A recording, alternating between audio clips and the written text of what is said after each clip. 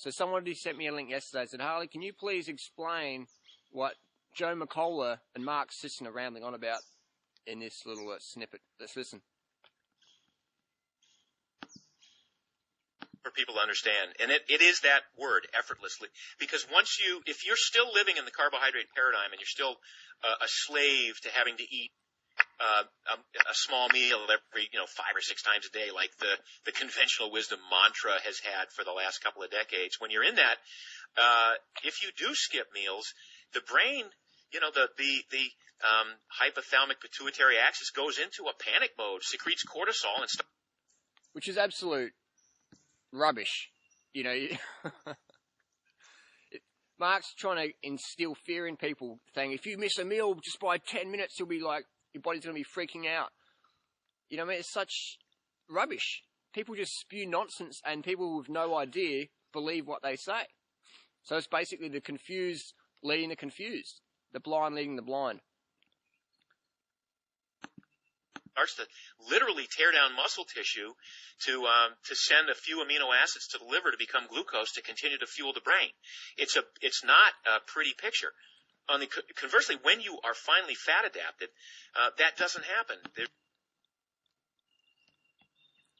By fat adapted, Mark is referring to in ketosis. He doesn't really like to use that word in ketosis. Why? Because a lot of doctors and scientists have proven that when you're in ketosis long term, your body's freaking out, and you have a risk of going into ketoacidosis. Look it up. Very serious condition. So Mark Sisson is basically prescribing a Dr. Atkins-style program.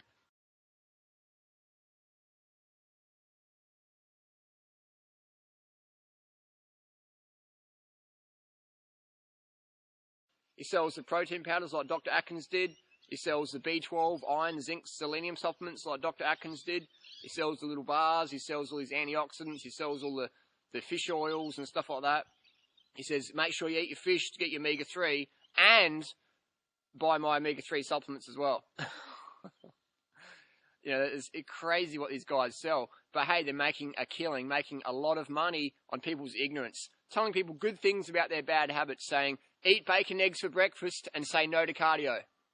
Everyone wants to hear that. Oh, don't have to exercise? Great. I just walk around the office, eat more bacon. You know what I mean? Let's listen more.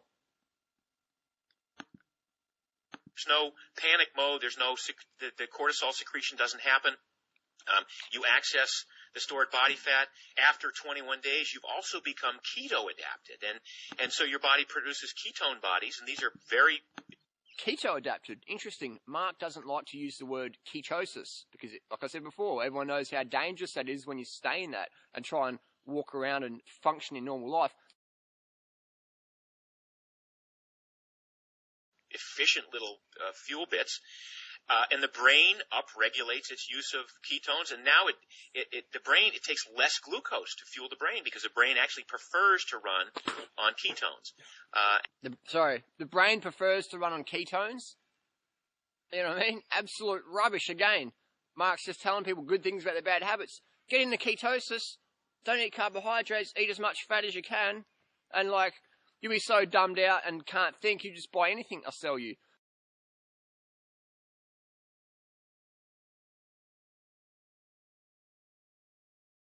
Doesn't make any sense, but it makes a lot of dollars. Look at Dr. Atkins. Dr. Atkins is dead. He died from heart attack. He fell over, hit his head, fatal heart attack. The autopsy report indicated severe heart disease, clogged arteries. He weighed 258 pounds in the autopsy table. Rest in peace, Dr. Atkins. But his company is still alive today, still promoting the high-fat, low-carb, diet that Mark Sisson is now prescribing. So basically, all we have is Mark Sisson's grab that template from Dr. Atkins and using it, and just rehashing a different name. Same ingredients, same frying pan, just different name at the end. Crazy. You're right. And from an evolutionary perspective, for 2.5 million years, humans did not get a lot of vegetables. I mean, contrary to what fruitarians are saying and other things, we lived on meat, fish, fowl, eggs, insects, and some plant matter. But that plant matter was probably. I want to see Mark Sisson get a cockroach and put it in his mouth and chew it. You know what I mean? We can't even catch frickin' animals. You know what I mean? I'm fitter than Mark Sisson. I can run faster than him. I can run circles around him, but I can't even catch a chicken. I've tried it before at the farm, trying to catch a chicken. You know what I mean? You can pick up a tame chicken who's got a name called Bessie, but you can't catch a wild animal by running it down. You throw a rock at something, you're not going to get nothing. You're going to starve before you catch anything. Anything you're going to catch is cockroaches, maggots, and some dead flesh.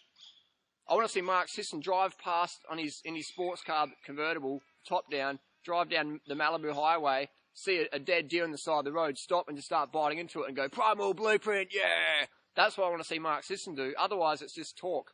It's just telling people good things about their bad habits.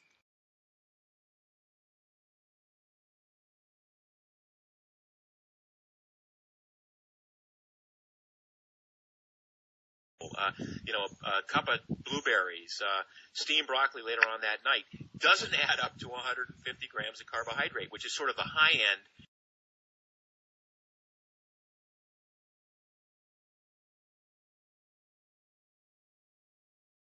On the other hand, fruit's not a great choice if you're trying to lose weight, because it is a high source of sugar.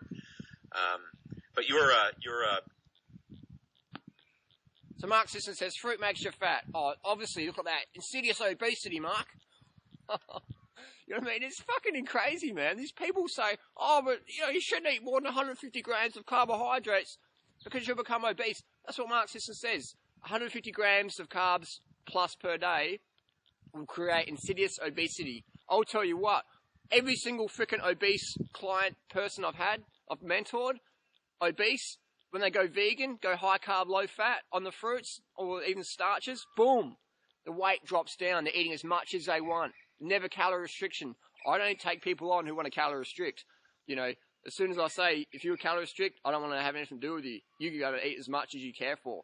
You know what I mean? No calorie restriction on my program. So what happens is their weight drops down. Why? Because the fat you eat is the fat you wear. The carbs you eat becomes the glycogen you get to train with, look after your kids with, play with your kids with, have sex with, be proficient at work with, get fit with, get lean, strong, and fit with, you know what I mean? Dance with, have fun with, joke with, do YouTube videos with, you know what I mean? It's basic common sense. The carbs you eat becomes the glycogen, and the fat you eat is the fat you wear. Simple as that. So Mark Sisson, I get razzed up when I hear this crap, man, because it's, then Mark Sisson says, only eat fruit if you're an athlete. How the fuck is someone going to become an athlete if they're not eating high carbohydrate? Where the fuck are they going to get their glycogen from? Excuse the French, but where are they going to get their glycogen from? It's insane when people say, you shouldn't eat carbohydrates unless you're an athlete. I'm an athlete, and I coach people to become athletes. And if you've got kids, if you've got extra weight to carry around, if you're using your brain a lot, you're a fucking athlete. Congratulations. Get up, step up, carb up to continue doing that. If you want to get fitter, and you cut your carbohydrates down, you're cutting your glycogen down. And it doesn't matter how fit you are or how unfit you are, when you cut your carbs down, your glycogen down, your motivation for an active lifestyle is boom, out the window, see you later. It doesn't happen that way. And I've been the same body weight and similar body fat composition for the last 10 years. So obviously something's going on here. I've got a friend who lives near Mark Sisson in California, and he says Mark doesn't actually look like the photos he puts up on the net. I'm thinking, interesting. So I looked up the dates and those photos are put up 4, 5, 6 years ago. That's why we don't see any recent photos of Mark Sisson. So Mark, please put up a recent photo with a newspaper and prove me wrong. Interesting. I love it when people make all these claims and they use the same photo from like 5 years ago. And you know what I mean? It's like, I want to see recent stuff. Always ask your guru for recent stuff. You know what I mean? Recent stuff today. Email your guru. Say, take your shirt off and show us a photo. Stand in front of the camera and show us what you look like and if you've got a big gut or not.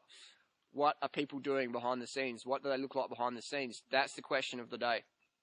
So is a high carb, low fat diet going to make you fat? You know what I mean? It's crazy what people say. So what happens if you go to Mark Sisson's forum? You see people constantly binging on chocolate and ice cream and pizzas and just the weight's going up and down and their moods are going. People who are trying to be athletes are going, oh, I can't even train, I read about one story of a boxer. He goes, I keep getting punched in the head at training. No wonder, man, you're undercarbed. You can't focus, you know what I mean? So carb up. But that's the world we live in, we live in people with such ignorance. And that's why I get hyped up, man, because I hate seeing people getting dropped off the deep end. I hate seeing people getting ripped off by these Hucksters, man. I hate seeing that. You know what I mean? They say you can't be a vegan. Like McCullough and Mark Sisson say you can't be a vegan because you won't get enough protein, B12, iron, antioxidants. So they say eat the metabolic typing, blueprint, shoeprint, high-fat, low-carb diet. Say no to fruit, maximum 2 pieces a day, maybe, if you're an athlete. And then they sell you the B12 sprays. They sell you the iron and the zinc and the niacin supplements. They sell you the antioxidants. They sell you the protein powders and the fish oils and the DHA and stuff. You know what I mean? So they say you can't get that as a vegan, high-carb, low-fat. It's dangerous because you'll miss out on all these nutrients. So eat this low-carb, high-fat, animal-based craziness diet, carbohydrate restriction, calorie restriction thing, and buy all the supplements that I said you can't get on a vegan diet. Just buy them anyway. Doesn't make any sense, but it makes a crap load of dollars. You know what I mean? So fruit makes you fat, carbs make you fat. Where's the fat? I'd like to see that. Absolute rubbish. Eat enough carbs per day, 10 grams of carbs per kilo body weight per day, or 5 grams of carbs per pound of body weight per day, if you're in the Northern Hemisphere using, other systems, metric systems. Carb up. And then you have enough glycogen to be able to go, hang on, these guys are talking absolute freaking rubbish. Carbs are your friend. The fat you eat's the fat you wear. The carbs becomes the glycogen you get fit with. You know what I mean? Get fit with. Take advice from people getting results you desire. Mark Sisson used to be really fit 10 years ago. He ain't fit no more. Joe McCullough used to run 250 marathons. That's fast, man. That is very fast. You know what I mean? Sure, we've got some vegan runners who are running 214s and 220s, but Joe McCullough, 250 marathoner, many years ago in his high carbohydrate days. Listen to his audio, he tells you that. I'm not making anything up here. And now Joe McCullough says, I don't run at all. He says, actually, I can't run. I don't have any motivation to run. And he thinks that's healthy. I'll tell you what, if you don't have motivation to exercise because you're so undercarb, you're so glucose exhausted, you're so glycogen deficient, that is not healthy. Healthy is high carb. Healthy is healthy glucose levels.